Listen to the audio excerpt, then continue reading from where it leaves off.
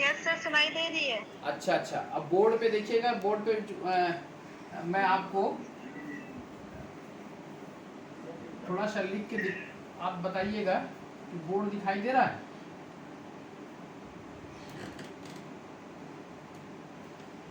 Yes sir, दिखाई दे रहा है। वेरी गुड, बहुत अच्छा। चलिए, बहुत अच्छा रहा। मैं तो बहुत परेशान हो जाता था 1 घंटे, और आज स्थिति है कि आज मैंने अपने एसी वाले रूम में इसको सेट किया है, और कल मैं उस बोर्ड को, जो काफ़ी अच्छा मेरे लिए है और काफ़ी उसकी लंबाई और चौड़ाई अच्छी है, तो कल मैं उसको सेट यहाँ पे कर दूँगा, तो हम लोग अच्छा खासा यहाँ पे एक लंबी क्लास ले सकते हैं। ठीक है, इसमें हमको भी असुविधा नहीं होगी। चलिए आज हम लोग जुड़ते हैं, और कल मैंने आपको वो प्रमुख स्थल के विषय में चर्चा की थी, हड़प्पा सभ्यता से संबंधित जो प्रमुख स्थल थे। ठीक है, उन स्थलों के विषय में बताया था। आज मैं आपको उन स्थलों की कब से खुदाई शुरू हुई और किन किन लोगों ने किया, यहाँ से भी हमारे एक प्रश्न उठते हैं। ठीक है, और यहाँ से कई बार प्रश्न पूछा भी गया है, तो हम लोग इसकी भी प्रिपरेशन कर लें।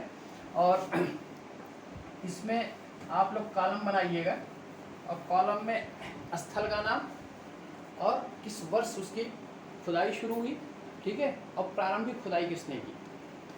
ये प्रश्न भी आप लोग एकदम बिल्कुल कंप्लीट कर लीजिएगा, इससे कोई भी क्वेश्चन पूछा जाए तो हम लोग उसको सही कर सकें। ठीक है, तो आप लोग कॉलम बना लीजिए, और पहला एक लिख लीजिएगा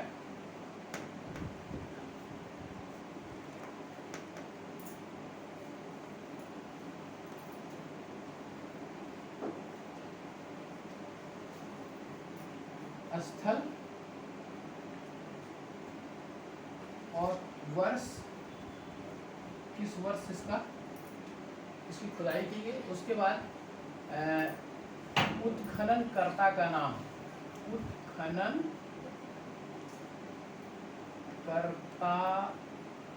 का नाम। ठीक है, अब देखिए, सबसे पहले मैं आपको, जब इसके चर्चा किया था, जब हड़प्पा सभ्यता की मैंने शुरुआत की थी, तो उस समय मैंने बताया था कि 1826 में चार्ल्स मैसर ने सबसे पहले हड़प्पा में टीले के विषय में जानकारी दी थी। ठीक है, उसके बाद 1853 और 1873, 1853 और 1873 में अलेक्जेंडर कनिंघम साहब ने क्या किया था कि उस स्थल के विषय में जानकारी ये दी थी कि यहाँ पे कोई ऐसा संस्कृति के लक्षण होंगे, उसके विषय में जानकारी दी थी। इसके बाद जॉन मार्शल के नेतृत्व में 1921 में पहली बार हड़प्पा सभ्यता की स्थल की खुदाई प्रारंभ हुई उनके नेतृत्व में, और पहला जो स्थल खोदा गया, उत्खनन किया गया, वो हड़प्पा है। वर्ष इसका है 1921, और दयाराम शाहनी,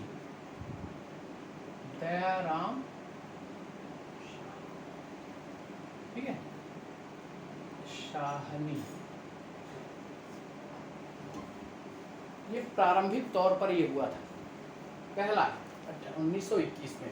देखिए, इसके बाद हड़प्पा के उत्खनन से 1926 में आपके एमएस वत्स भी जुड़े हैं, और फिर 1946 में मार्टिबर व्हीलर भी जुड़े हैं।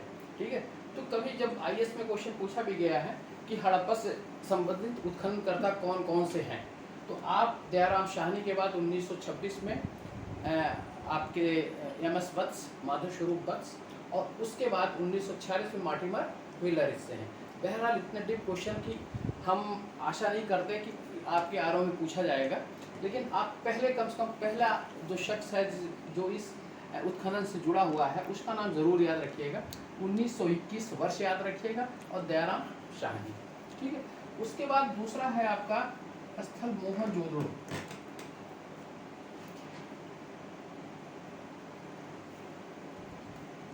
इस स्थल की भी खुदाई 1922 में हुई। ठीक है, और राखाल दास बनर्जी,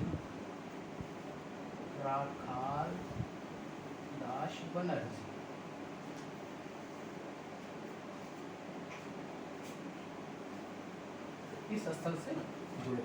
फिर आपका शुद्ध कांगेंडोर, कांगेन 1927 आरेल स्टाइन।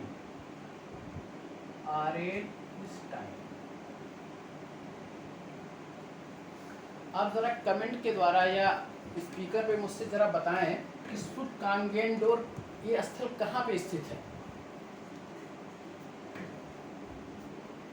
बताइए ये स्थल कहाँ पे स्थित है सुतकांगेंडोर। मैंने इस स्थल की चर्चा की थी, लिखाया भी था। पाकिस्तान। एक मिनट। बलूचिस्तान। बलूचिस्तान किसने कहा भाई, जरा नाम बताएं।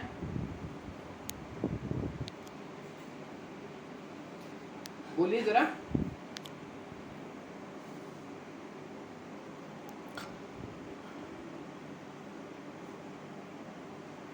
जिसने भी इस स्थल का नाम बताया उस जरा नाम अपना बता दें।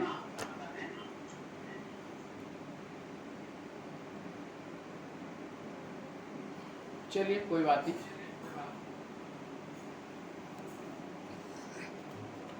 बलूचिस्तान में ही है और आपके सबसे पश्चिमी छोर, ठीक है, ये स्थल सबसे पश्चिमी छोर का स्थल है, ठीक है। आपको जब मैं चार्ट इसका बनाऊंगा तो मांडा ऊपर उत्तर की तरफ, दक्षिण की तरफ दैमाबाद और पश्चिम की तरफ सबसे अंतिम जो स्थल है वो सुतकांगेंडोर है, और पूर्व की तरफ सबसे अंतिम स्थल आपका आलमगीरपुर है जो मेरठ, उत्तर प्रदेश के मेरठ में स्थित है। इसके बाद देखिए सुतकांगेंडोर के बाद आपका एक स्थल आता है चन्हूदड़ो, ठीक है, चन्हूदड़ो। ये स्थल की उत्खनन प्रारंभ हुआ 1931 में और एमजी मजूमदार साहब ने, एमजी मजूमदार साहब। इसके बाद एक स्थल आता है कोटदीजी,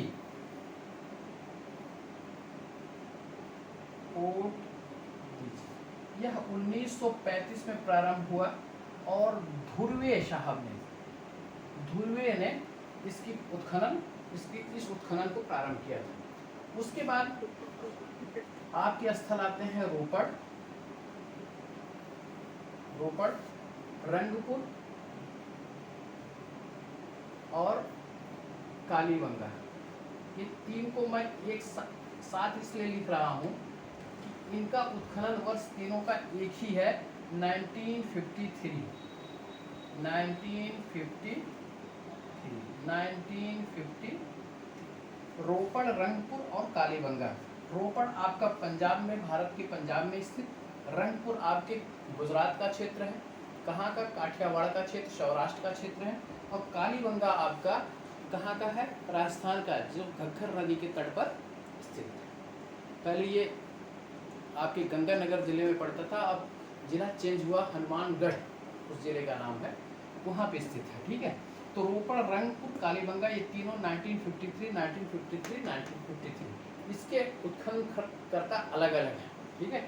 जैसे आपके रोपड़ के उत्खनन करता जो है आपका MS विस्ट साहब है, RS विस्ट,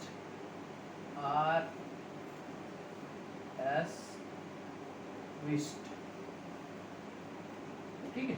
रंगपुर के हैं MS वत्स,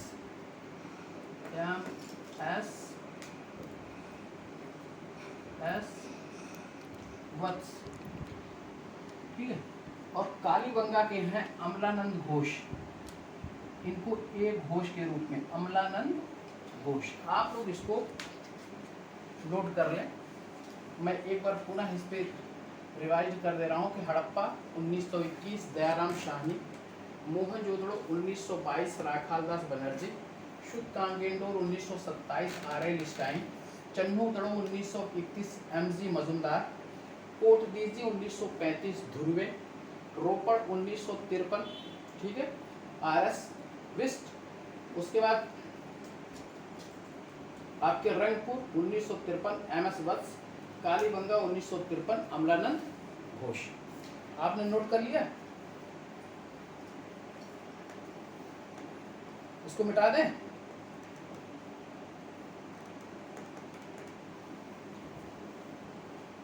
चलिए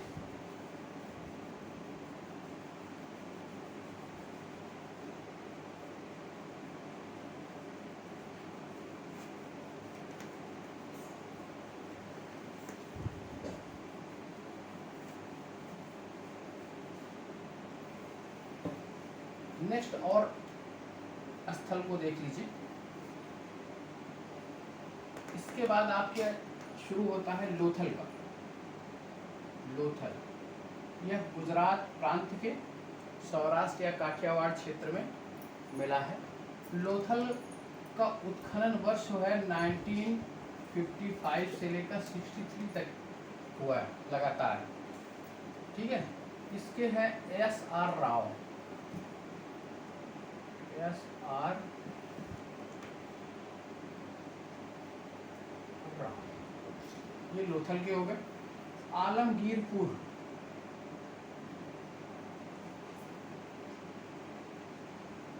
आलमगीर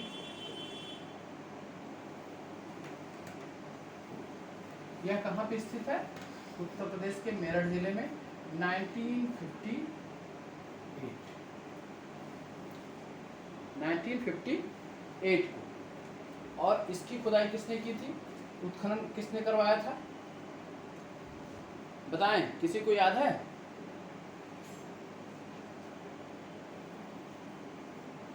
आलमगीरपुर किस नदी के किनारे पर स्थित है? हिंडन। हेलो, हिंडन किस नदी के किनारे पर है? सर, हिंडन नदी। हिंडन नदी, वेरी गुड। ठीक है,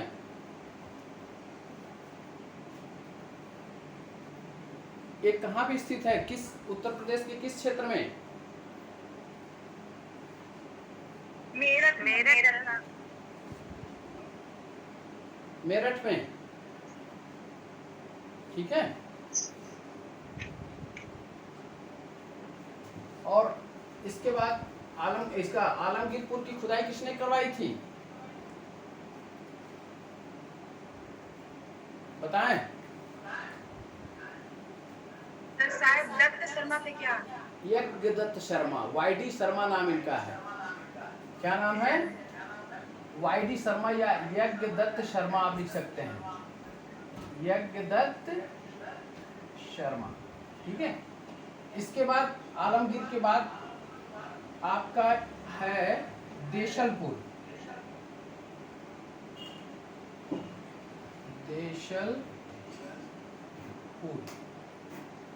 देशलपुर कहाँ पे स्थित है? बताएं। सर, गुजरात में। गुजरात में किस क्षेत्र में?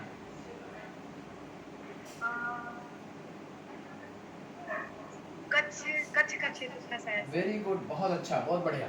ठीक है, चलिए अब हम दो स्थल और लिखते हैं, एक देशलपुर और एक राखीगढ़ी। इसका 1963 दोनों का है, इसलिए मैंने दोनों को एक साथ लिखा। ठीक है, देशलपुर और राखीगढ़ी। ठीक है, देशलपुर का है KV सौंदरराजन। KV सौंदरराजन, ये कहाँ के हैं? देशलपुर। राखीगढ़ी के हैं आपके रफीक मुगल।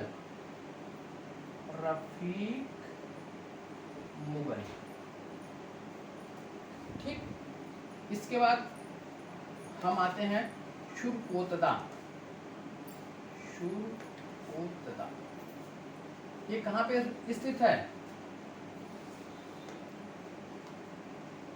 बताएं।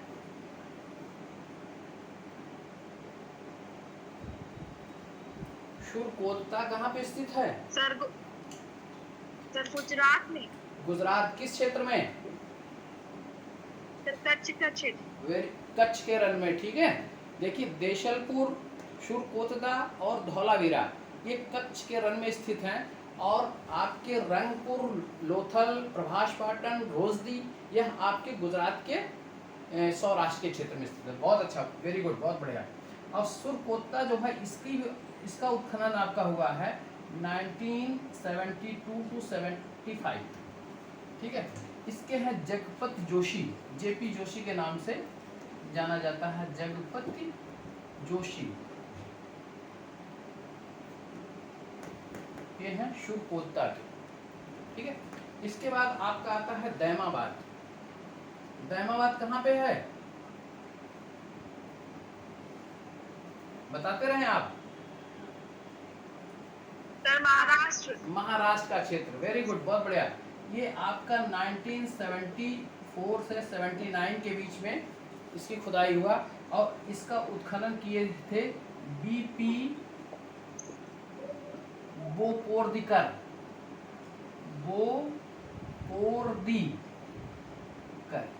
इसकी खुदाई इन्होंने की। इसके बाद आपका ये क्षेत्र है धौलावीरा।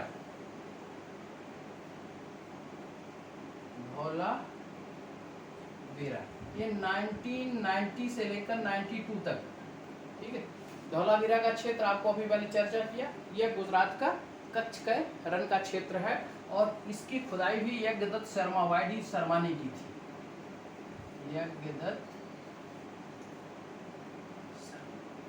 ठीक है, सॉरी आर.एस. बिष्ट, यज्ञदत्त शर्मा नहीं, आर.एस. बिष्ट ने, आर.एस. बिष्ट। ठीक है।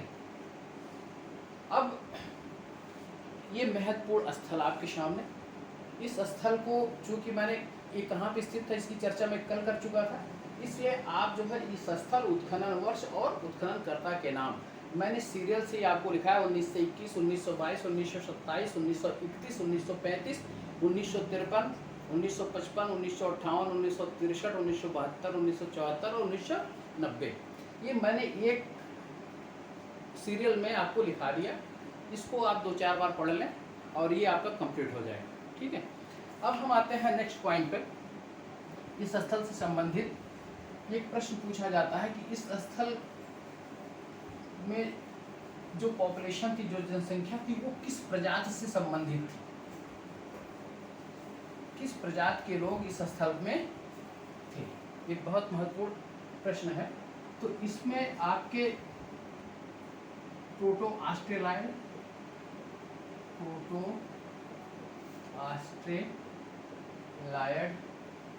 एक प्रजाति ये है। दूसरी प्रजाति आपका है मंगोलाइड। उसके बाद तीसरी आपकी प्रजाति है अल्पाइन और चौथी आपकी है भूमध्य सागरीय।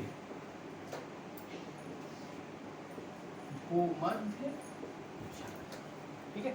इसमें चारों प्रजाति के लोग पाए जाते हैं, लेकिन सबसे अधिक पॉपुलेशन किसकी थी, भूमध्य सागरीय। ठीक है। तो आप ये हमेशा दिमाग में रखिएगा कि इस सभ्यता के निर्माता किस प्रजाति के लोग थे, भूमध्य सागरीय प्रजाति के लोग थे। अब हम नेक्स्ट आते हैं इस सभ्यता के टाइम पीरियड के विषय में।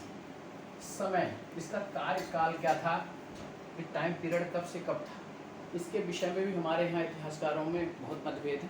ठीक है। कार्बन डेटिंग पद्धति के अनुसार से कुछ निकला है और इतिहासकारों का कथन भी कुछ अलग रहा। तो इसमें सबसे पहले एक जो महत्वपूर्ण इतिहासकार हमारे हैं वो है जॉन मार्शल।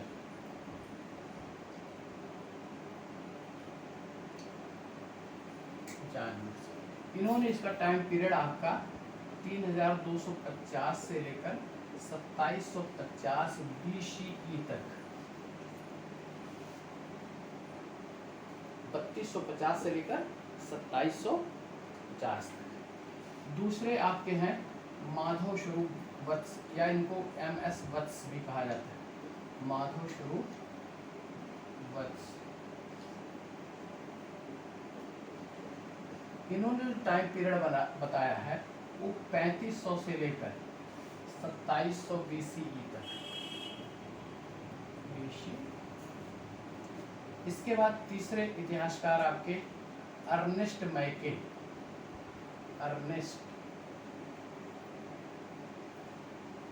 मैके, इन्होंने 2800 से लेकर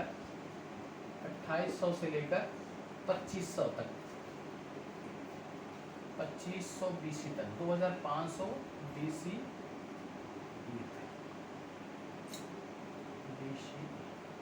उसके बाद एक है सीजी गैड, सीजे गैड,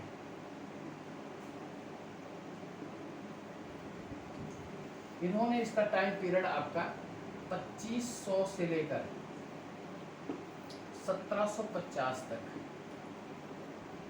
BC कि इसी टाइम पीरियड में ये हमारी सभ्यता फली फूली है, ये टाइम पीरियड इन्होंने बताया। इसके बाद एक महत्वपूर्ण आपके और हैं 5वें नंबर पे आपके हैं Mortimer wheeler, Mortimer wheeler,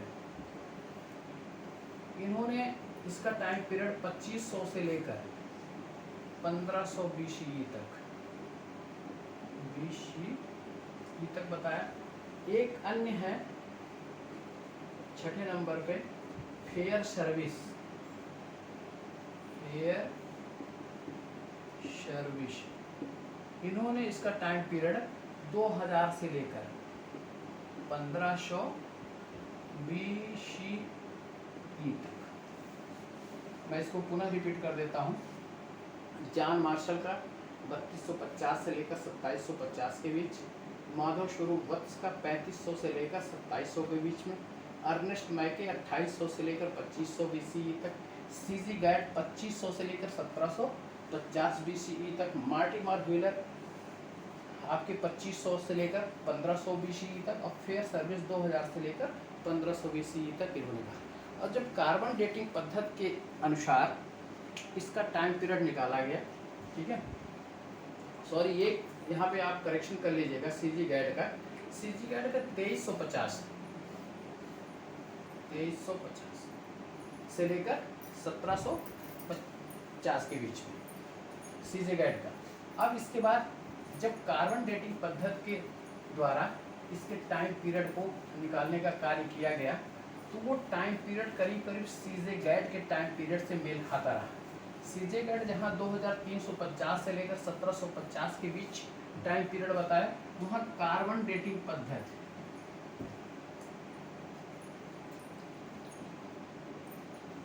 carbon dating के अनुसार इसका टाइम पीरियड 2050 से लेकर 2500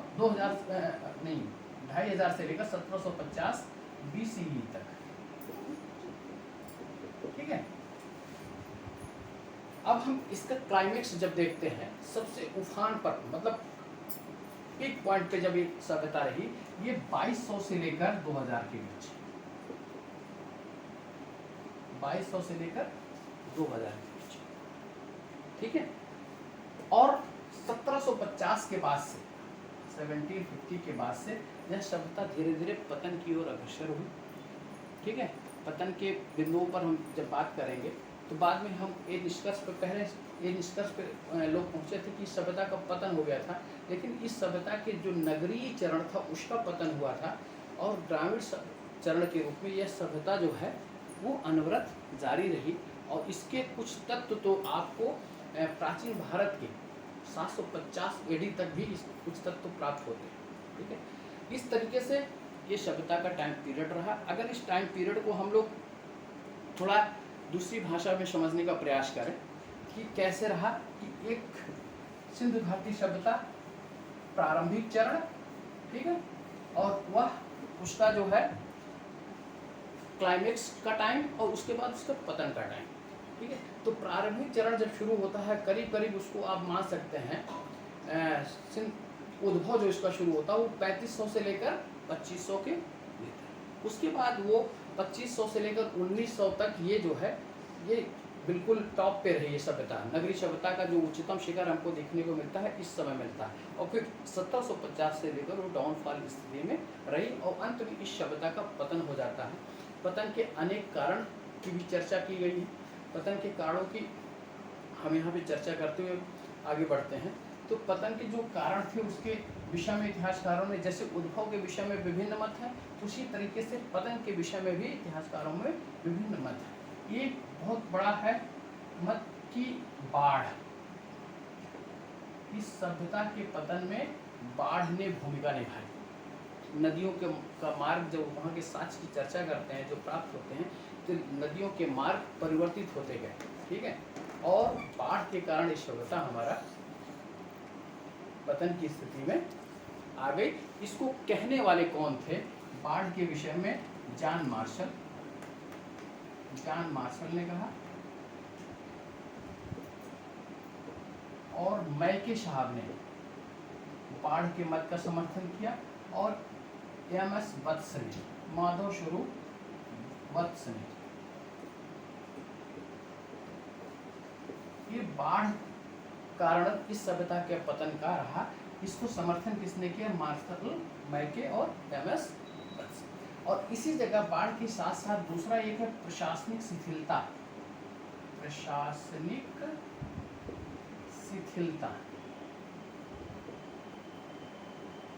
इस प्रशासनिक शिथिलता को भी कारण किसने माना था? जॉन मार्शल ने माना था।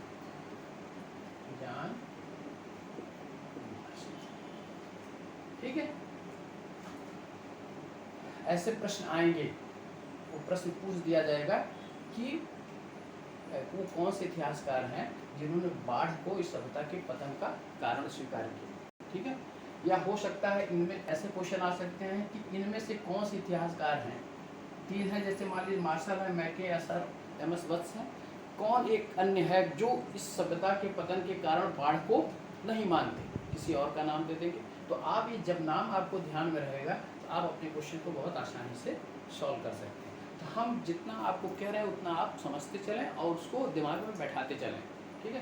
तो प्रशासनिक शिथिलता किसने माना? जॉन मार्शल ने माना। इसके बाद तीसरे पॉइंट पे हम आते हैं पतन के कारणों में बाह्य आक्रमण। बाह्य आक्रमण में इसको आर्यों के आक्रमण से जोड़ते हैं, कभी कभी आर्य की चर्चा आती है, ठीक है। बाह्य आक्रमण को पहली बार पतन का कारण स्वीकार करने वाले मार्टिमर व्हीलर, और इस मत को समर्थन दिया था गार्डन चाइल्ड, ठीक है। ये ऋग्वेद के भी कुछ अंश को उठाते हैं और कहते हैं कि ऋग्वेद में इंद्र को पुरंदर कहा गया, किलों की जीतने वाला कहा गया, ठीक है। और इसके साथ साथ मोहनजोदड़ो के अंतिम स्तर पर जो है कुछ ऐसे साक्ष्य मिले मोहनजोदड़ो से कि जिसपे मानव के शरीर पर कटे हुए निशान प्राप्त हुए, जैसे तलवार के उस पर आपकी आकृति, मतलब तलवार से द्वारा काटे गए निशान प्राप्त हुए। इसके आधार पर इन्होंने सिद्ध करने की कोशिश की कि बाह्य आक्रमण या आर्यों का आक्रमण मार्टिमर व्हीलर और गार्डन चाइल्ड ने। इसके बाद एक नेक्स्ट आपके हैं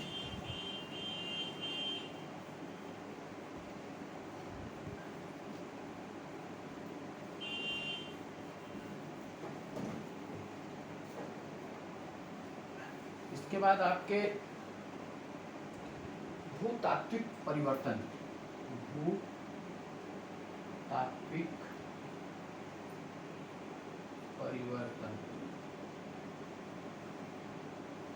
एम.आर. शाहनी,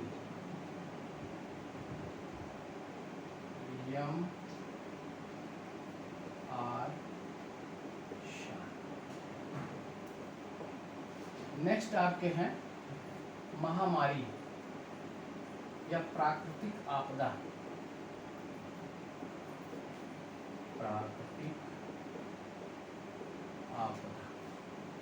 ठीक है। प्राकृतिक आपदा को K.U.R. केनेडी, और एक और है जलवायु परिवर्तन।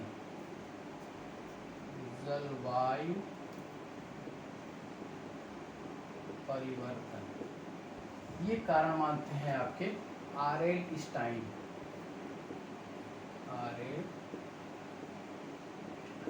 ठीक है। अब इसकी चर्चा जबकि हम बाद में करते हैं, लेकिन अब चूंकि प्रसंग चल रहा था इसलिए हमने इसकी चर्चा कर दी, और इसमें से प्रश्न यही छूटने की संभावना है कि वो किसने क्या कहा। ठीक है। एक बार पुनः मैं आपको रिपोर्ट करा देता हूँ बाढ़ के विषय में। जॉन मार्शल, मैके और एमएस वस्त ने कहा। और इसके बाद प्रशासनिक शिथिलता, जॉन मार्शल ने कहा। ठीक है। प्राकृतिक आपदा, के.यू.आर. केनेडी ने कहा। जलवायु परिवर्तन, आर.एल. स्टाइन ने कहा। भूतात्विक परिवर्तन, एम.आर. शाहनी ने कहा। ठीक है। बाह्य आक्रमण, मार्टिमर व्हीलर और गार्डन चाइल्ड ने कहा। ठीक है। इसके बाद दो इस सभ्यता से संबंधित जो प्रमुख कंटेंट में जो हमको पढ़ना है, इसके बाद दो आते हैं कि जो इसके प्रमुख नगर।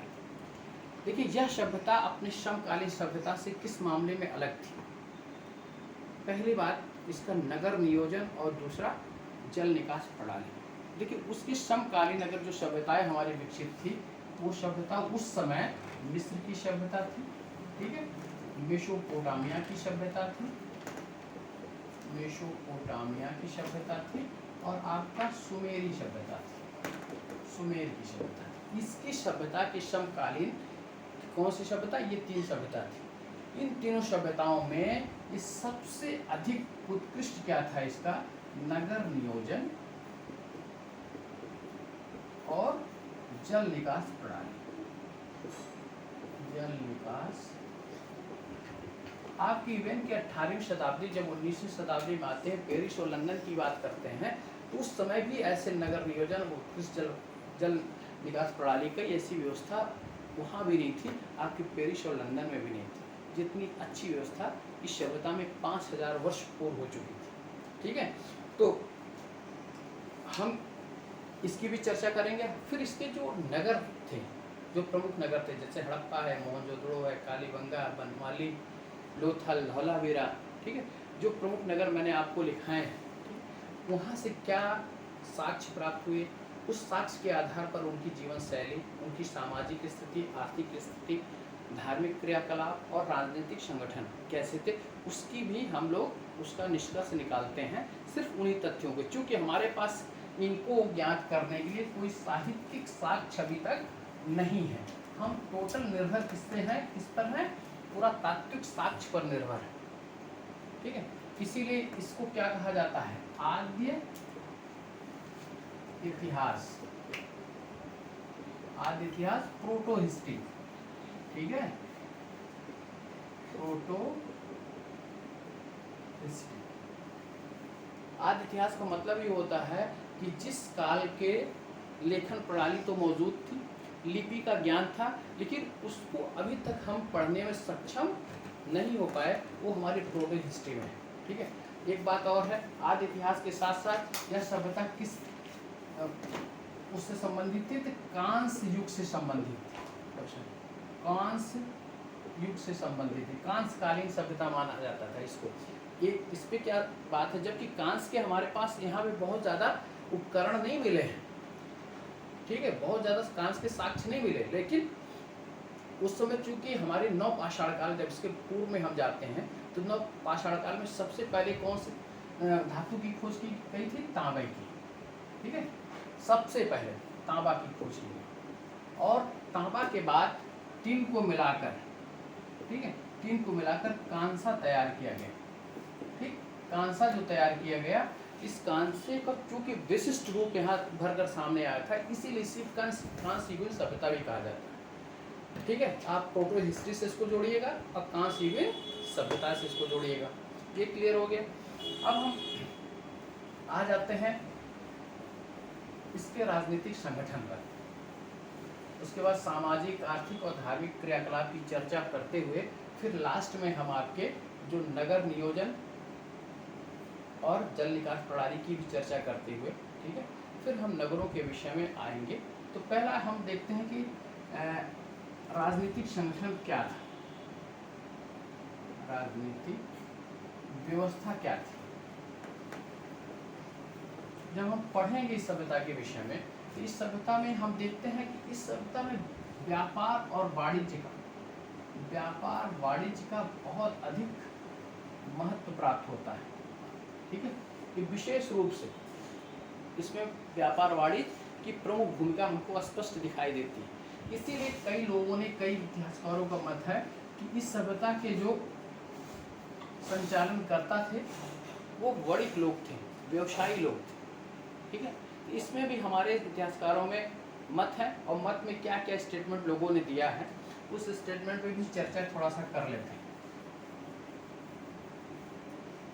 चर्चा ये है कि पहला एक मत आपका हंटर महोदय का है।